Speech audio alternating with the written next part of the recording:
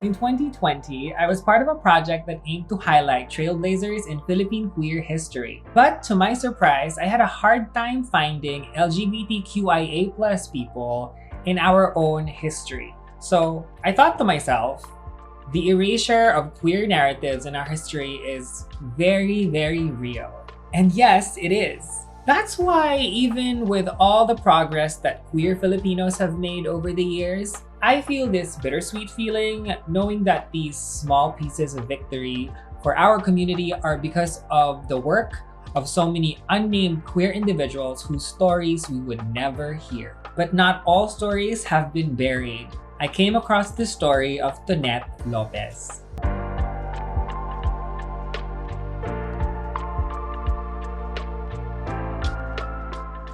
One win for our community that's still buzzing in my brain, especially as a trans woman, is KaladKaren's groundbreaking installment as the first openly trans woman to become a features anchor on Philippine primetime news.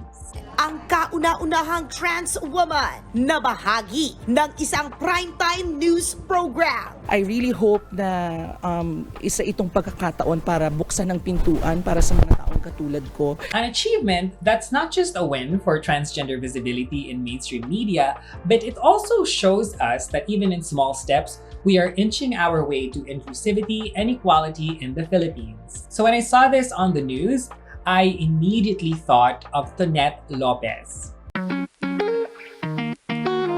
Now, Tonette was a pioneering trans activist renowned for her work in HIV/AIDS research as well as in journalism. Considered as the first transgender woman activist in this country, her contributions even reached across Asia and was instrumental in leading the 16th International AIDS Conference back in 2005. In addition to her activism on health issues, Tonette founded the Gay Human Rights Movement in Cebu City in 2001. This organization advocated for LGBT rights and combating discrimination in a predominantly Roman Catholic society. She was also co-founder of STRAP, or the Society of Trans Women of the Philippines, where she really pushed the envelope, advocating for both legal and social acceptance for trans people in the Philippines.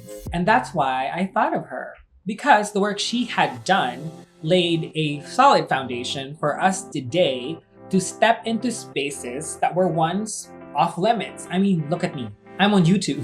And KaladKaren is actually also an activist who speaks out on a lot of these issues. Ang daming mga struggles ng members ng LGBTQIA+ community na hindi na po natin nakikita, 'di ba? Pero nararanasan po ito ng mga miyembro ng community. And I would say that the members of the LGBTQIA+ community are really vulnerable to abuse.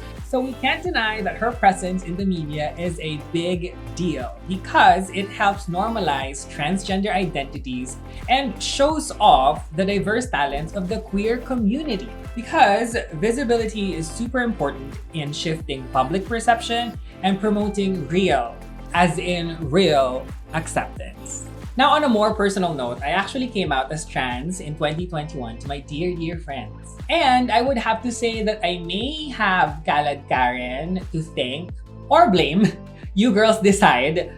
But I may have KaladKaren to thank for me embracing my true self. So here's the tea. For a very short time, KaladKaren and I worked together as producers for a travel show.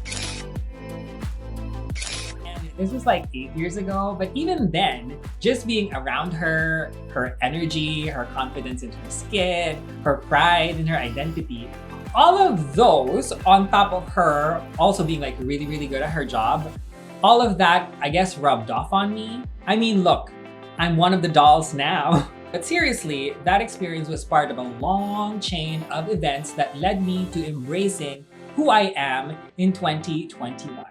Hence my rebirth as a woman that year. So yes, visibility, whether on TV or just in day-to-day life, is really, really important. But, and it's a big but, let's have a reality check. Because even if the world considers the Philippines as one of the more open countries in Asia when it comes to queer rights, I know, and I'm sure you know, that we still have a long road ahead. I mean, girls, we still don't have true, comprehensive anti-discrimination laws at the national level.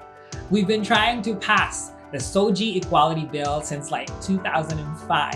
The push to prohibit discriminatory practices on the basis of sexual orientation and gender identity expression, or SOGI, faces tough opposition in the Philippine Congress. At the Senate, the move to pass the SOGI bill has been stalled. So the truth is, a lot of queer Filipinos still face discrimination in their jobs, in their schools, and even in healthcare. So just imagine, this was the tough environment Tonette walked into with her advocacy. But having said all of that, I'm sure Tonette Lopez, who passed on in 2006, would be so proud to know that some local government units in the Philippines have taken steps to address these gaps by putting up their own anti-discrimination ordinances. So for sure, we can definitely say that Tonette's work and all of the work of all the other people that have come before and after her, all of their work are not in vain. Their work is serving as both an inspiration and a foundation for continued advocacy for our rights. Yes, there's progress. I mean, we see KaladKaren on TV, or artists like Jake Zyrus or Isigera. They're thriving in music and television production. Someone like Mela Habijan is a host of a reality show, and there are a handful of openly trans people in politics. But our national legal framework still needs to catch up.